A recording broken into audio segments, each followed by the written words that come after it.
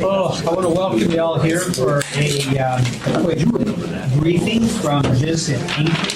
Julie Softly is here to do a presentation. And in order to open the meeting tonight, Julie, if you would introduce yourself and we'll go around so we reflect who's in the meeting. Okay, I can do that. Thank you very much. Julie Sophie, President and CEO of Visit Anchorage, known to many of you as the Anchorage Convention and Visitors. Mr. Training, Sir, introduce yourself. I think everybody knows me.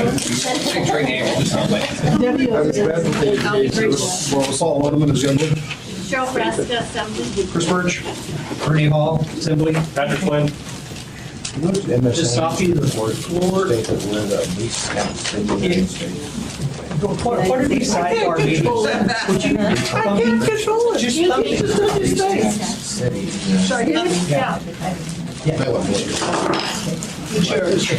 Okay, sorry. Yeah. Well, thank you very much, to Ernie for reminding me that I should be doing this, and B, to Barbara for getting me set up today and finding a time slot.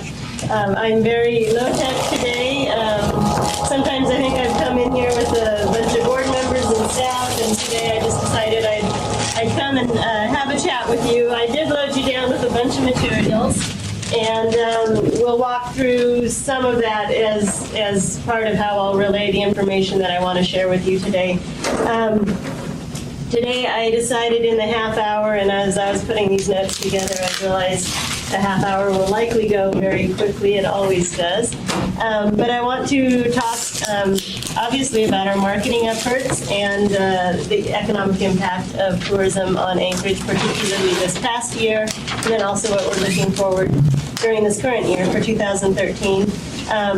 Share some of the samples of our marketing materials, give you a sense of what we're doing out in the marketplace and how we're representing Anchorage, and I hope that you will share the pride that I have in these materials and how our staff is representing our city.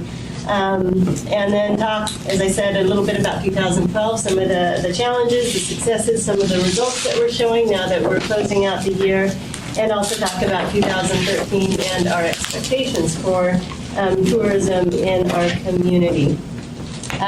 First thing I said I'd talk about is our relationship with the city. I think all of you are probably pretty familiar, but as a refresher, we actually hold 3 contracts with the municipality right now, and I believe all of you have probably jumped to the first 2 and are wondering maybe what the third one is. The first one, of course, is our tourism marketing contract that we hold with the city.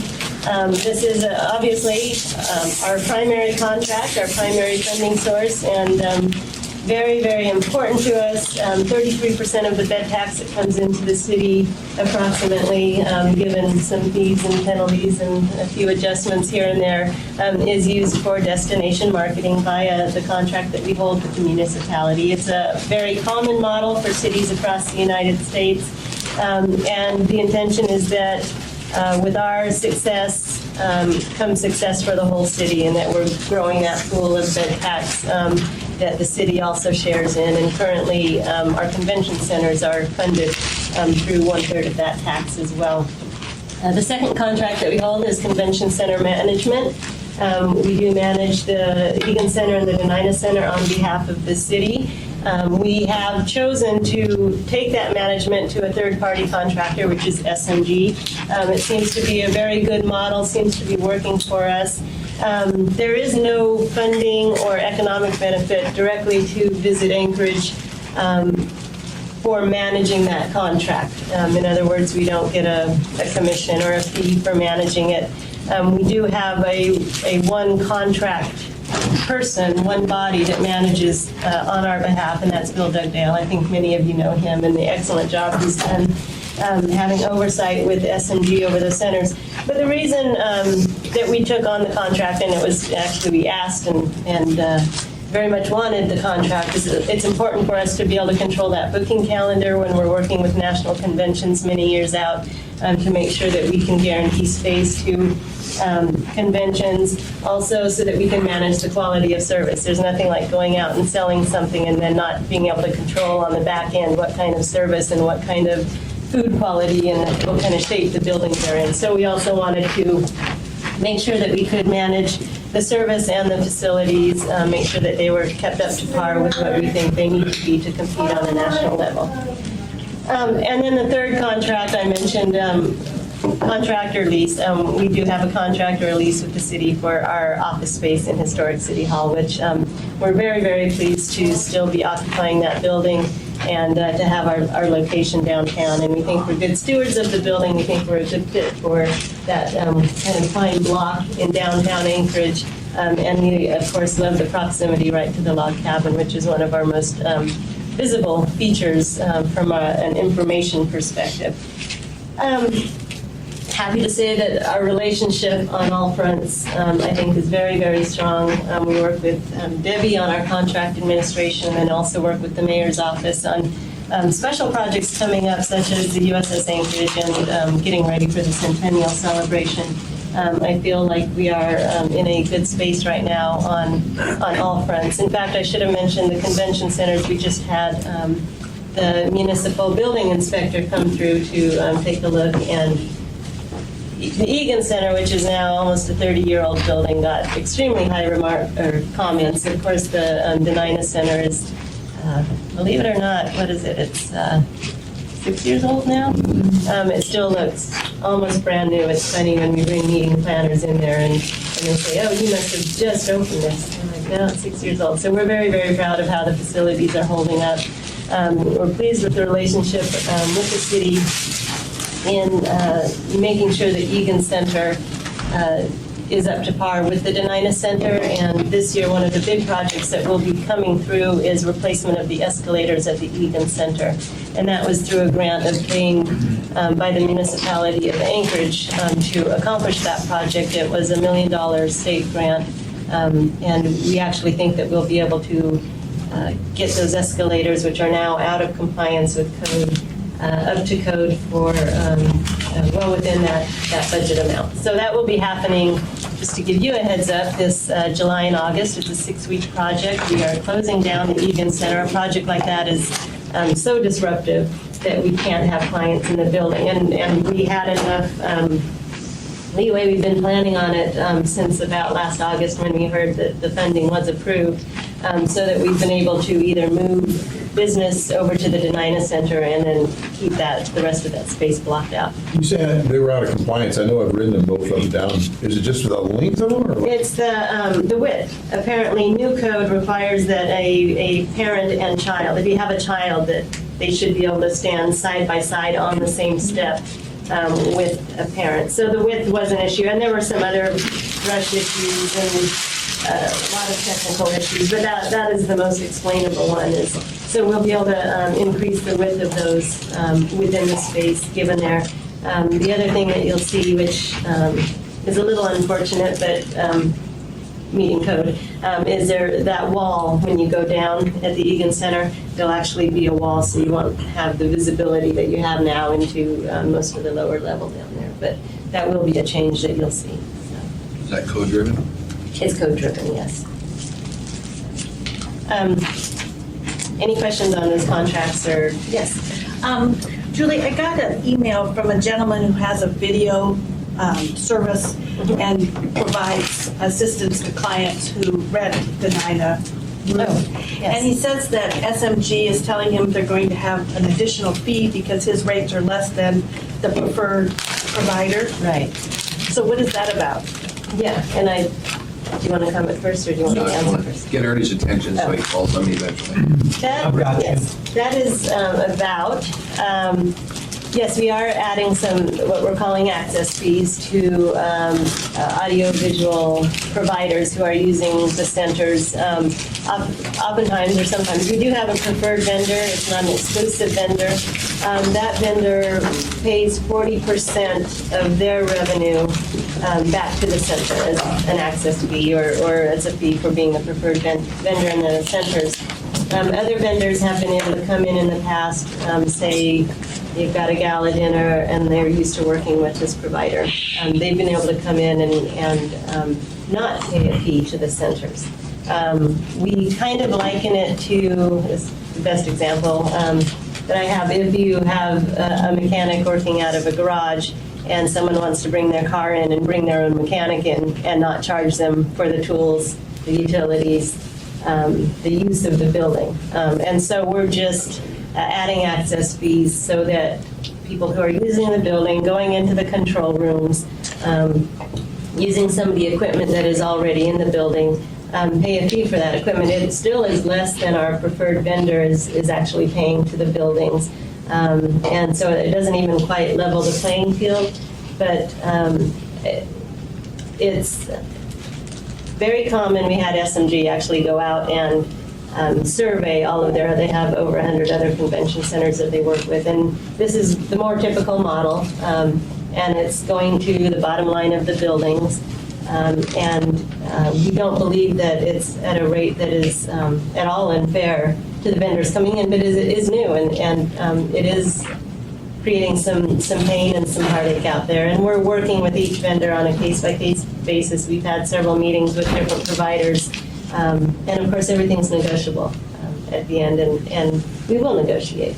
So, but that is what it is. And like I said, the mechanic example, we've got tools, equipment, overhead every time someone comes into the building, and we haven't been charging for that. So then what, if I may, so then why do you have a preferred vendor?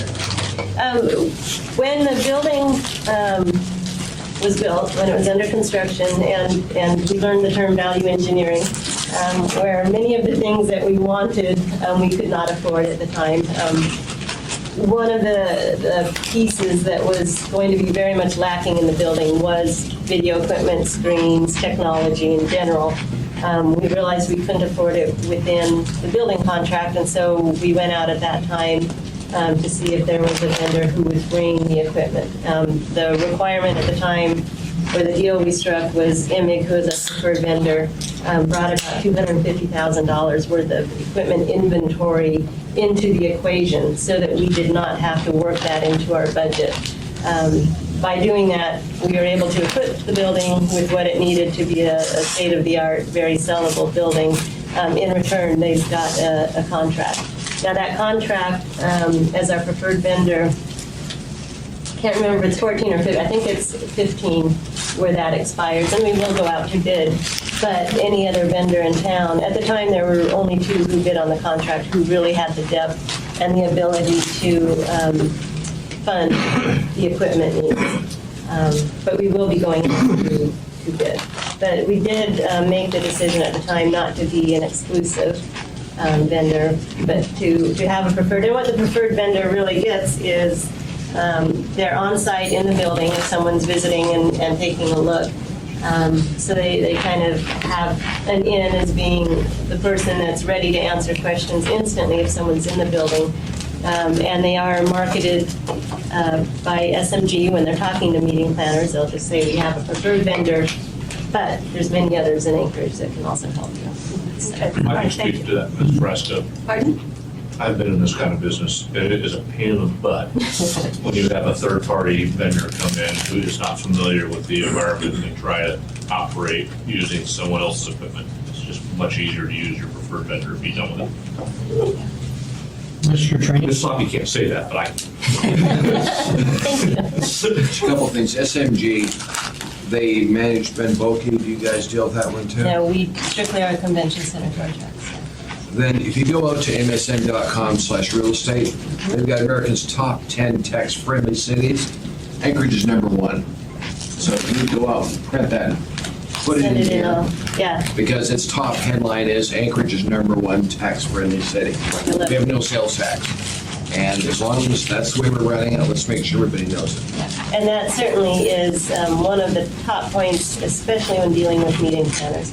Because you take a gallon of coffee times 100, and you take a cheese platter times 40, and you add sales tax on top of that, all of a sudden Anchorage becomes very, very competitive when looking at other destinations and convention venues. So, Thank you. yeah, you bet. Continue? Okay. Wow. Okay, 10 minutes to talk about everything else. Here we go. let's see, let me just walk through some of the collaterals because that does share some of the information I wanted to share with you. First off, we're really excited about some of our new collaterals, our new look and feel, and we don't generally give these away within the community. These are for our meeting planners and other important clients, but we want you to see what we do outside of our community. So we've got on the right-hand side in that folder, behind our legislative priorities, just a sample of some of the advertising that we do, so you can get a feel for what our look and our messaging is right now. In the middle flap, and this again is, well, these two publications, the Northern Lights newsletter and the Midnight Sun News. Again, these are publications that you don't see within Anchorage very often, but these are really directed at our travel trade. These are what tour operators and travel agents really want. It gets down to kind of the nuts and bolts of the information and what a client can do if they have a half day, if they have a full day, if they have 2 days. And this is gives ideas to travel agents on what's commissionable, what's not commissionable, and it drives them to our online training as well. So those are a couple of pieces that you may be less familiar with because we don't put them out in our brochure racks here. I do want to just call your attention to our 2013 Visitor's Guide with the moose on the cover. We cannot keep these on tables when we go out to trade shows. By far and away the most grabbed publication that we've had in many, many years. And whether it's the red color or the moose, we're not sure. We think it's the moose. But the good news about these flying off the shelves right now is that we actually printed 100,000 more of these in 2013 than we have in the past several years. The reason being is we had the opportunity to do some research last year, and we discovered one very good thing, is that our visitor's guide did its job in selling people.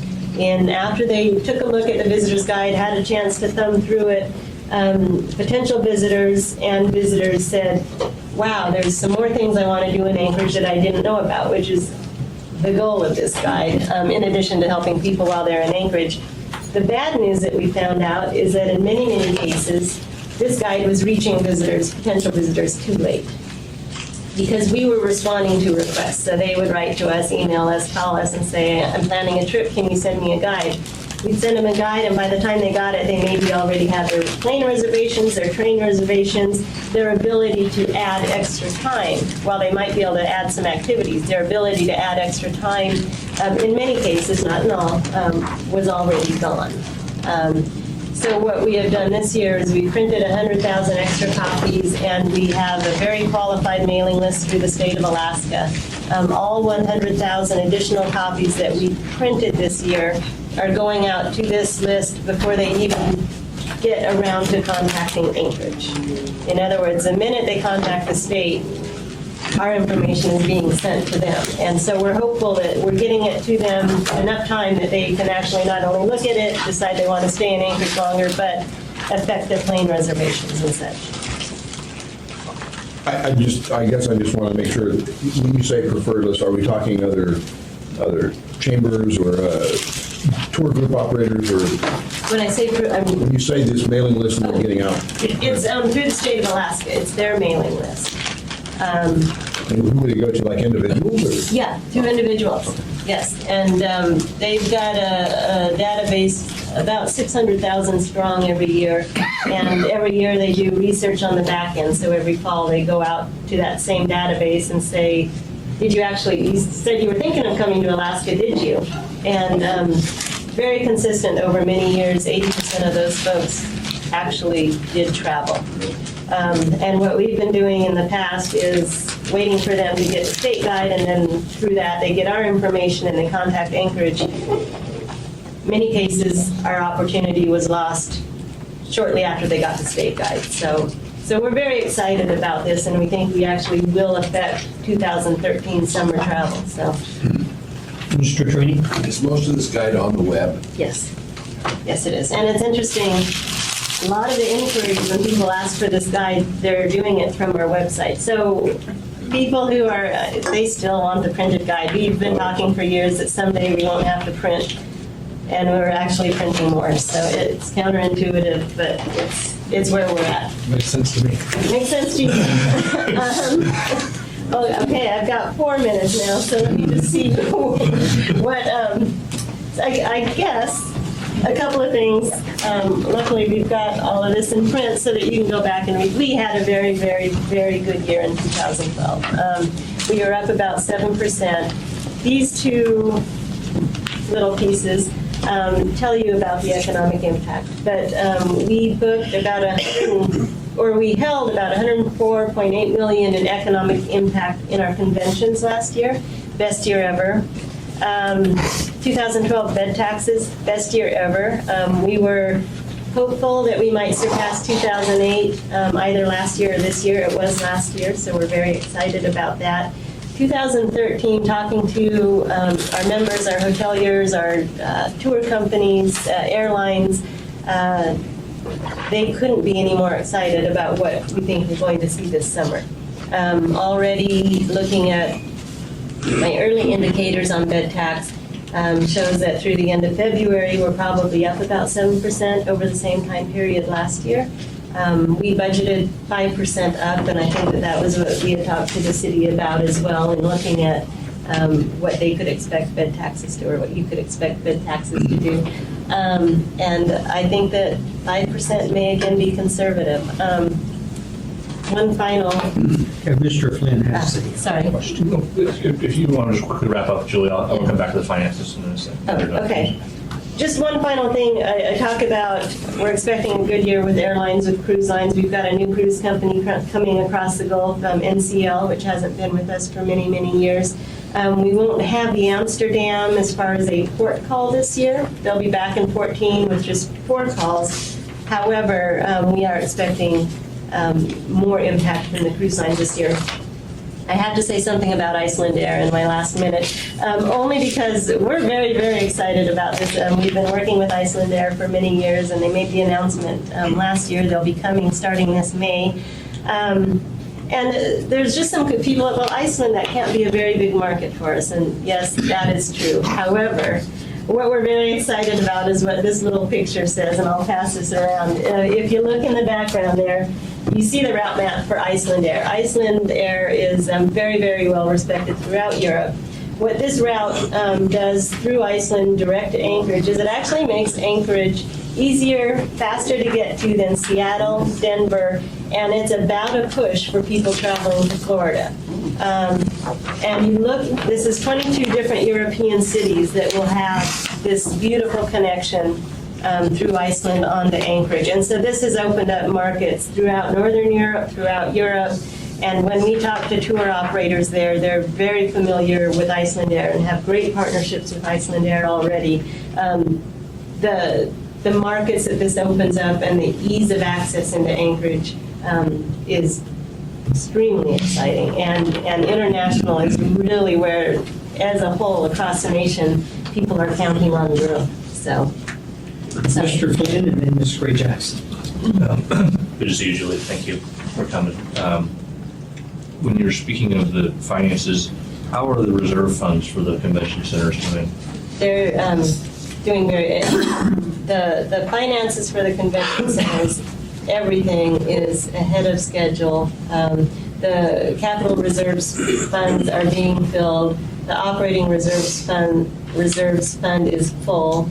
And then the very top line reserve fund is payment of the very final payment. I mean, that's been full for years. Where we're at on a cyclical year, at the final bed tax payment in November, or collections in November, actually funded all of 13. So 13 is already paid for based on 12. And what discussion, if any, is there about accelerating the bond repayment on those? There has been some discussion, and I don't sit in on the Civic Ventures meetings, but my understanding via Bill is there has been some discussion, but they don't necessarily see a benefit to that at this point as far as savings. And is that correct, Debbie? That's correct. Yeah. As far as savings? As far as savings. As far as saving money on the project as a whole. and like I said, I don't sit on those. I've heard that. Do they provide you with any kind of report of their meetings, of that specific topic? Bill sits in on the meetings, and he relays back to me. I don't have any written reports. If you could gin something up, I'd be Yeah. interested in looking at that. It might, there would, I'm confident my colleagues would have some interest in getting that debt service done away with and having some flexibility with that, extra 4% bed tax as to how we look Right, we forward. agree with that. Maybe cut it a little bit and use it for some augmentation of what you guys already do. So I'd appreciate that. Mr. Ray Jackson? Thank you, Mr. Chairman. Julie, I just want to thank you and your staff for doing a really good job of marketing Anchorage. And I especially want to thank Julie Dodds, who's been around for, 20 years? Her and I had a really great meeting in Washington, D.C. with the ED for National League of Cities, and we were anticipating our 40-member board plus staff coming to Anchorage for our board meeting in June. But unfortunately, because of the airfare, it didn't work out, and I wish that there was something we can do about that for future meetings for everybody. But anyway, thank you, You know, Mr. we're going to Chairman. play basketball or something. Mr. Harmon? Sorry? Just briefly, I know there's, I'll get offline with you, but there's the police hostage negotiations team is trying to get a negotiation conference up here in a couple, 3 years. So Oh, wow. I'll try to see what, I don't know how many people that'd be, but That sounds interesting. I'd love to just sit in. maybe we could they could teach people how to negotiate well. Well, I get to do the wrap-up comments here. I'm the one that liaisons with, and Chris, the two of us, liaison with Visit Anchorage.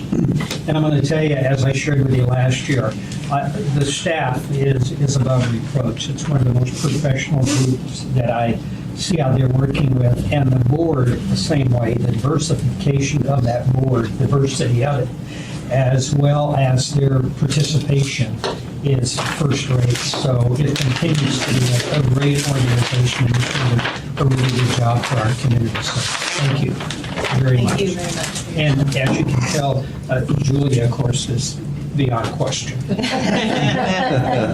I'll try to keep Okay, it that with way. that, we will adjourn and get ready.